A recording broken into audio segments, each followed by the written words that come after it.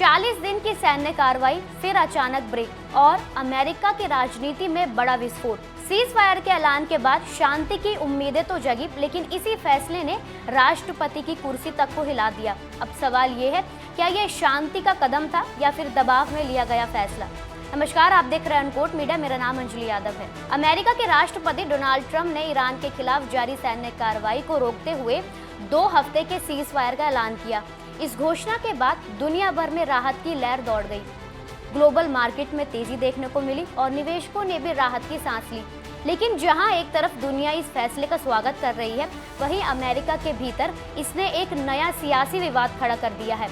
Iran के साथ करीब 40 दिनों से जारी तनाव और सैन्य कार्रवाई के बीच जब डोनाल्ड ट्रंप ने अचानक सीज फायर का ऐलान किया, तो इसे एक बड़ा और अप्रत्याशित कदम माना गया।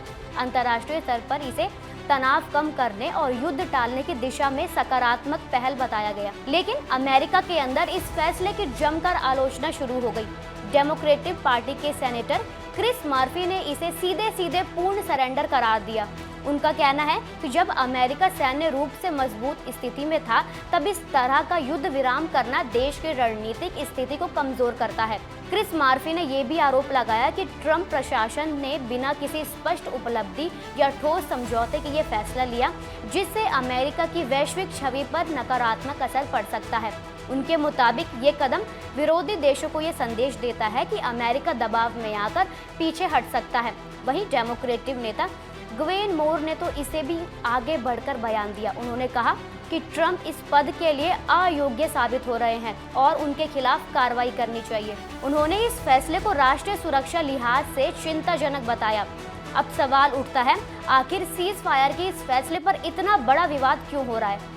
विशेषज्ञों का मानना है कि किसी भी युद्ध या सैन्य कार्रवाई के बीच अचानक ब्रेक लेना तभी सही माना जाता है जब उनके पीछे कोई स्पष्ट रणनीतिक लाभ हो। लेकिन इस मामले में ऐसा कुछ खुलकर सामने नहीं आया, जिससे विपक्ष को हमला करने का मौका मिल गया। दूसरी ओर ट्रंप के समर्थक इस फैसले को एक जिम्मेदार और समझदारी भरा कदम बता रहे हैं।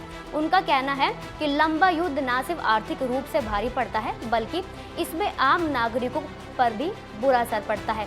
ऐसे में समय रहते संघर्ष को रोकना एक मजबूत नेतृत्व की निशानी है। राजनीतिक विश्लेषकों का कहना है कि इस पूरे मुद्दे का सीधा संबंध आने वाले चुनावों से भी है। विपक्ष इस फैसले को ट्रंप के खिलाफ एक बड़े मुद्दे के रूप में पेश कर रहा है, ताकि उनकी छवि को कमजोर किया जा सके। इसी बीच सोशल मीडिया पर भी इस फैसले को लेकर तीखी प्रतिक्रियाएं देखने को मिल रही हैं। कई जगह रिजाइन ट्रंप जैसे हैशटैग ट्रेंड करने लगे और इस बात का संकेत है कि जनता का एक वर्ग इस फैसले से नाखुश है। हालांकि अंतर्राष्ट्रीय स्तर पर तस्वीर कुछ अलग है। सीज फायर के बाद वैश्विक बाजारों में तेजी आई है, तेल की कीमतों में स्थिरता देखने को मिली है और निवेशकों का भरोसा बढ़ा है। यानी वैश्विक नजरिए से ये फैसला राहत देने वाला माना जा रहा है। एक तरफ दुनिया शांति की ओर बढ़ती नजर आ रही है, तो दूसरी तरफ अमेरिका के अंदर सियासी घमासान तेज हो गया है। डोनाल्ड ट्रंप का ये फैसला आने वाले समय में उनके राजनीतिक करियर के लिए निर्णायक साबित हो सकता है।